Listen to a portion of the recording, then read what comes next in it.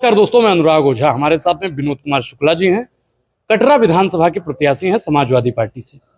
शुक्ला जी, पहले तो आपका बहुत बहुत स्वागत है। धन्यवाद अनुराग। इंडिया गठबंधन के लिए नरेंद्र सरेंडर हो गए अमेरिका के कहने पर।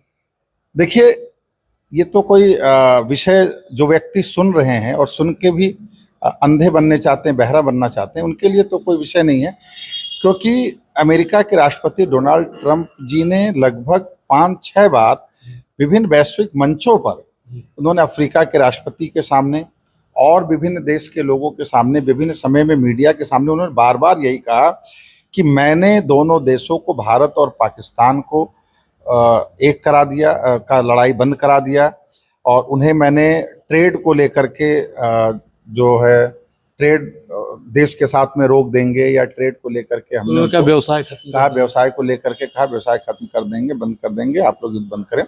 तो ऐसे दबाव में आकर के युद्ध बंद करने को जब डोनाल्ड ट्रंप कह रहे हैं तो हमारे भारत के प्रधानमंत्री को उसका खंडन करना चाहिए आगे आकर के, लेकिन वो खंडन भारत के प्रधानमंत्री ने अभी तक स्वयं नहीं किया है। विभिन्न अलग अलग जो हमारे सेना के द्वारा या अन्य लोगों के द्वारा युद्ध की स्थितियों के बारे में जानकारी दी गई है। हमारी भारतीय सेना के पराक्रम पर पूरा देश, पूरा सत्ता पक्ष, पूरा विपक्ष सब एक साथ था, और भारत हमेशा ऐसी विषम परिस्थितियों में एक साथ रहेगा। शुक्ला जी, आप और अखिलेश जी उत्तर प्रदेश के लिए और आप कटरा विधानसभा के लिए क्या रूपरेखा तैयार कर रहे हैं?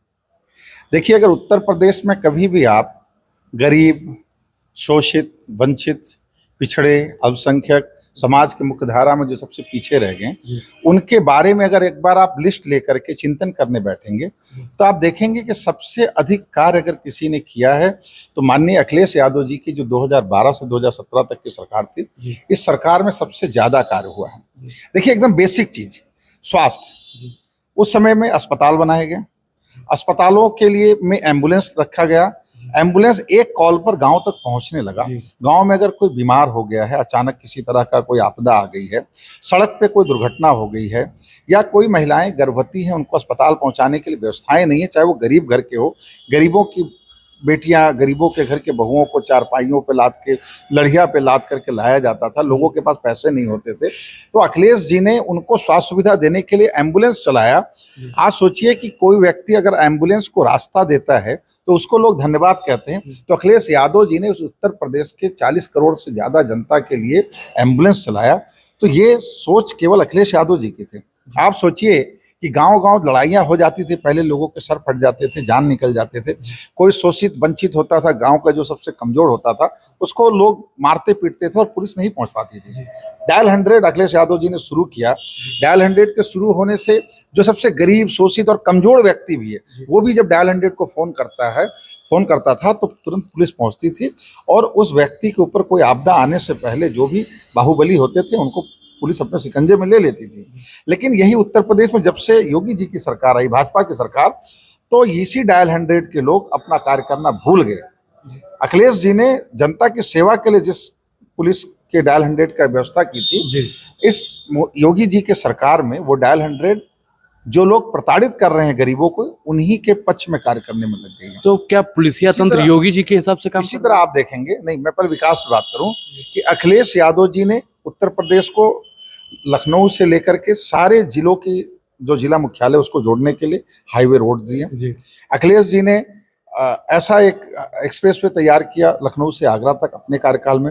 अखिलेश जी ने ही उत्तर प्रदेश में पहला मेट्रो का निर्माण करके एजुकेशन तक का कार्य किया। ये योगी सरकार और मोदी जी की सरकार ने सेंट्रल से ऑफिसर्स नियुक्त नहीं होने दिए, जिसके चलते कि किसी तरह अखिलेश जी जो है उसका उद्घाटन ना करे उत्तर प्रदेश में लखनऊ मेट्रो का। जब इनकी सरकार बनी तो ये केवल फीता काट रहे हैं। ये सारी योजनाएं जितनी भी आज उत्तर प्रदेश में दिख रही है, आज कई पावर प्लांट्स बनाए अखिलेश यादव जी ने, और वो पावर प्लांट्स बन करके अखिलेश जी के समय में ही तैयार हुआ, और बिजली की डिस्ट्रीब्यूशन तैयार हुई। आज अगर ये पावर प्लांट्स अखिलेश जी न बनाए होते तो बिजली की अवस्थाएं और खराब होती। आज ये लोग कह रहे हैं हम विश्व गुरु, ये जुमले की सरकार है। विश्व गुरु, अमृत काल, अमृत सरोवर, ये सारे भ्रष्टाचार की देन है। नमामि गंगे, कहीं गंगा जी साफ नहीं। हमारे यहाँ आप आइए, सरयू जी में टीला बन गया है, सरयू जी साफ नहीं है। सरयू हमारे आस्था का, हमारे गोंडा वासियों के आस्था का एक केंद्र है, लेकिन सरयू नदी का जल बहाव खत्म हो गया है लगभग। मैंने देखा कुछ दिन पहले भारतीय जनता पार्टी के कुछ नेता मंत्री हमारे स्वतंत्र देव सिंह जी के नदी में उतर के नदी की सफाई कर दे। अरे ये झूठे लोग हैं, नदी से फोटो खिंचा लिए, जिस नदी में सफाई करने उतरे थे अगर आप कैमरा लेके जाओ तो नदी साफ नहीं हुई होगी। इनसे कहो कि ये लोग सब भाजपाई मिलके उतरे सरयू में और सरयू को साफ करे। हमारे जो गोंडा में करनेलगंज विधानसभा और तरफगंज विधानसभा और कटरा विधानसभा से बहती हुई सरयू नदी जाती है, इसमें सिवार जमे हुए हैं, इसमें रेत के टीले बन गए हैं, नदी ने अपना रास्ता मोड़ दिया है, धाराएं कम हो गई, लोग स्नान नहीं कर पा रहे हैं। आज इन व्यवस्थाओं को देखने की जिम्मेदारी होनी चाहिए थी। समाजवादी पार्टी जोड़ेगी कैसे लोगों को इस बार, क्योंकि 2017-22 लोगों को जोड़ नहीं पाई। देखिए लोग एक आरोप और लगाते हैं कि समाजवादी पार्टी हिंदू विरोधी पार्टी है। देखिए मेरे माथे पे तिलक लगा हुआ है, आप जी। देख रहे हैं। मैं अभी भी अयोध्या जी जा रहा हूँ। जी। अभी 2-4 दिन पहले मैं मथुरा वृंदावन बांके बिहारी जी का दर्शन करके आया। तो मुझे सर्टिफिकेट समाजवादियों को भारतीय जनता पार्टी से नहीं चाहिए। हिंदू होने के लिए इस भारत देश में हिंदू कुल में जन्म लेना ही हिंदू होने का सबसे बड़ा नाम है। और भारतीय जनता पार्टी हिंदू हिंदू चिल्ला रही है, लेकिन हिंदुओं के लिए कर क्या रही है? आप अगर देखें तो हिंदुओं के परिवार में जो बच्चे हैं, खासतौर पर मैं अपनी कटरा विधानसभा और गोंडा की बात कर रहा हूँ, हमारे उसमें भी हमारे ब्राह्मण समाज के जो बच्चे हैं या जो पिछड़े समाज के हैं, जो दलित समाज के हैं, देखिए अधिकतर बच्चों को आप आज गांव में चले जाएं तो गांव में आपको युवा नहीं मिलेंगे। अधिकतर बच्चे नौकरी करने के लिए दिल्ली, लुधियाना, अहमदाबाद, सूरत, बॉम्बे जैसे शहरों को चले गए। मतलब आप जाएं तो गांव के गांव खाली हैं। हमारे इस क्षेत्र में आज तक व्यापार, किसी भी तरह का इंडस्ट्रियलाइजेशन नहीं हुआ कि ये क्षेत्र ऐसा बने कि यहाँ के युवा अपने ही क्षेत्र में रहें, नौकरी करें। आपकी भी सरकार थी शुक्ला जी में रहें। देखिए मेरी सरकार थी या किसी की भी सरकार थी, जो यहाँ के जनप्रतिनिधि रहे हैं वो इस क्षेत्र के प्रति उदासीन रहे हैं और उस उदासीनता के कारण ही आज हमारे क्षेत्र की ये स्थिति रही है। और आपने कहा हमारी भी सरकार रही। 5 साल में सरकार को जो बेसिक काम करना था उन्होंने स्वास्थ्य पे, सड़क पे, एजुकेशन पे काम किया। अब अगर और टर्न मिला होता अखिलेश जी को तो शायद अब इंडस्ट्रियलाइजेशन की तरफ हम और आगे बढ़ते। आप उत्तर प्रदेश के और भी कई इंडस्ट्रियलाइजेशन जैसे आईटी हब जो बना उत्तर प्रदेश के लखनऊ में, वो अखिलेश जी की देन है। जो आईटी कंपनियां आई अखिलेश जी की देन है। आप देखिए जो अमूल की डेयरी फार्म आई और जो सुल्तानपुर रोड में जो डेयरी फार्म ये अखिलेश जी की सरकार में। अखिलेश जी का विजन बहुत क्लियर था। एडुकेटेड व्यक्ति हैं, समाज विदेश में जाते हैं तो देखते हैं कि वहाँ, हमारे यहाँ बाकी नेता जाते हैं विदेश तो घूमने जाते हैं, अखिलेश जी जाते हैं तो वहाँ से टेक्नोलॉजी लाने की कोशिश करते हैं, वहाँ से व्यवस्थाएं लाने की कोशिश करते हैं कि हमारे उत्तर प्रदेश के युवाओं को, हमारे उत्तर प्रदेश की आने वाली जनरेशंस को क्या दिया जाए। उन्होंने लैपटॉप बांटे, उनके लैपटॉप से ही लोग टेक्नोलॉजी में आगे बढ़े उत्तर प्रदेश की जनता। वो अलग बात है कि उस लैपटॉप का गलत इस्तेमाल करते हुए भाजपा की आईटी सेल ने उस जो लैपटॉप था उस लैपटॉप से अपने प्रचार का साधन बना लिया। लेकिन अगर आप देखें तो विकास के लिए जो भी योजनाएं थी वो केवल अखिलेश जी के समय में, मैंने अपने उम्र में जो देखा है, अखिलेश जी ने विकास के लिए बहुत काम किया और ये सब मानते हैं, पूरे उत्तर प्रदेश के लोग मानते हैं। कटरा विधानसभा की मूलभूत आवश्यकताएं क्या हैं? भारतीय जनता पार्टी की सरकार वहां पे है, विधायक उन्हीं के हैं, क्या कुछ काम नहीं करवा पाए? और अगर आप लोग चुनकर आते हैं 27 में तो क्या कुछ नया वहां पे करेंगे? देखिए भारतीय जनता पार्टी के जो विधायक हैं वो एक तरह से वो भी सरेंडर विधायक हैं। जिस तरह मोदी जी सरेंडर हो गए उसी तरह वो भी सरेंडर है। उनको क्षेत्र में विकास का कोई कार्य, उनको जहाँ कमीशन मिलता है वही कार्य वो करते हैं। कमीशन, ब्लॉकों में कमीशन है, प्रधानों को काम नहीं किया करने दिया जा रहा है, प्रधानों से कमीशन मांगे जा रहे हैं। प्रधान बेचारे कहाँ से कमीशन देंगे? कोटेदार से कमीशन मांगा जा रहा है। हमारे कटरा विधानसभा में स्वास्थ्य सुविधाओं की स्थिति पूरी तरह जर्जर है। कटरा की जो CHC है, कम्युनिटी हेल्थ सेंटर में आप जाकर के देखें, आप शाम को चले जाएं, आप देखें कोई आपको वहाँ पर ना डॉक्टर मिलेंगे, ना दवाइयाँ मिलेंगी, ना व्यवस्थाएं मिलेंगी। वही हाल जो हमारे यहाँ PSC हैं, सारे PSCs की हैं। बहुत जगह आप देखिएगा PSC है, डॉक्टर्स नहीं है, आयुर्वेदिक अस्पताल है, डॉक्टर नहीं है, होम्योपैथी अस्पताल है, डॉक्टर नहीं है। तो ना स्वास्थ्य की सुविधाएं हैं, ना हमारे यहाँ एजुकेशन को लेकर के कोई काम हुआ। जो हमारे सुदूर क्षेत्र के बच्चे पढ़ेंगे उनके पढ़ने के लिए हमारे यहाँ ना कोई डिग्री कॉलेज है, ना कोई अच्छे स्कूल हैं, ना कोई अच्छी व्यवस्थाएं, कुछ नहीं बना। साधन संसाधन तक नहीं है। हमारी विधानसभा में दुबाहा बाजार है, अहिया चेत है, या उसके आगे और मोहन टिपरा है, और उसके आगे सहरिया कला और ये सब गाँव हैं जो सुदूर गाँव है, जो जिले से 24-25 किलोमीटर के दूर है। वहाँ के बच्चे और बच्चियों को पढ़ने के लिए कोई व्यवस्थाएं नहीं है हमारे यहाँ। आप देखिए अमृत सरोवर बनाया गया, अमृत सरोवर में इतना भ्रष्टाचार हुआ है, ये भारतीय जनता पार्टी के विधायक के दिशा निर्देश पर ही हुआ है।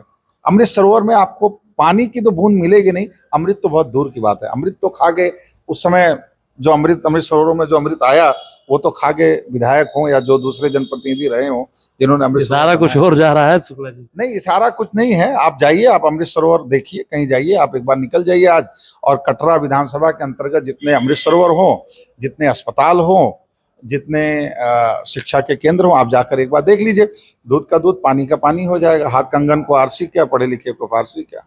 नया क्या मांग रहे हैं आप कटरा विधानसभा के लिए? नया क्या कुछ करेंगे अगर आप 27 में चुनकर आते हैं? कटरा विधानसभा में एक अच्छे अस्पताल, जी। जिससे कटरा के गरीब जिनके पास पैसे नहीं हैं उनकी दवाइयाँ हो पाए। हमारे यहाँ तो अस्पताल जिले में चले जाइए, न MRI की मशीन चलती, न CT स्कैन की मशीन चलती है। सड़क पर किसी की दुर्घटना हो जाए तो वो गोंडा आता है, दौड़ते दौड़ते 15-20 मिनट से एम्बुलेंस गोंडा लाता है और गोंडा से तुरंत रेफर कर दिया जाता है लखनऊ को। हमारे जिला चिकित्सालय व्यवस्था नहीं है और ये सारे विधायक घर में आराम से सो रहे हैं। जनता की आवाज़ उठाने की किसी को जरूरत नहीं है, किसी के साथ हिम्मत भी नहीं है। और क्यों हिम्मत नहीं, क्यों जरूरत नहीं, ये मुझे नहीं पता। आप किसकी भी सरकार हो, जनप्रतिनिधि क्षेत्र की जनता ने आपको चुना है। अगर आपके क्षेत्र में किसी प्रकार की अव्यवस्था है तो उसके लिए विधायक और सांसद को आवाज़ उठानी चाहिए, जो आवाज़ हमारे गोंडा में जनता के लिए नहीं उठाई जा रही है। जी शुक्ला जी, बहुत बहुत धन्यवाद। बहुत बहुत धन्यवाद अनुराग। मेरा आप सबसे यही अनुरोध है कि आप लोग जो असुविधाएं जनता को है उसको लेकर के आप काम कीजिए। उसको लेकर के काम करने पर ही चीज़ें, जनता की जो असुविधाएं हैं वो दूर भी होंगी।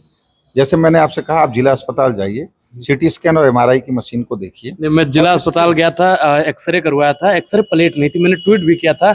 आज तक योगी जी का और किसी का जवाब नहीं है। हमारे जिला के जिलाधीश जो हमारी DM मैडम है, उनसे मैंने 2 साल पहले फ़ोन किया था, लेकिन उसके बाद भी आज तक नहीं बन पाया।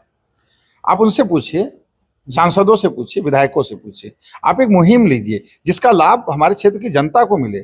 इसका लाभ विपक्ष को नहीं चाहिए, इसका लाभ जनता को चाहिए, हमारे गोंडा वासियों को चाहिए कि गोंडा के गरीबों के स्वास्थ्य की सुविधाएं इन सरकारी अस्पतालों में अगर मिलेंगे तो इनके बिगहे 2 बिगहे नहीं बेचना पड़ेगा, इनको कर्जे पर रुपया नहीं लेना पड़ेगा, ब्याज पर रुपया नहीं लेना पड़ेगा, अपने घर परिवार के बड़े बुजुर्ग माताओं बच्चों के दवाइयों के लिए।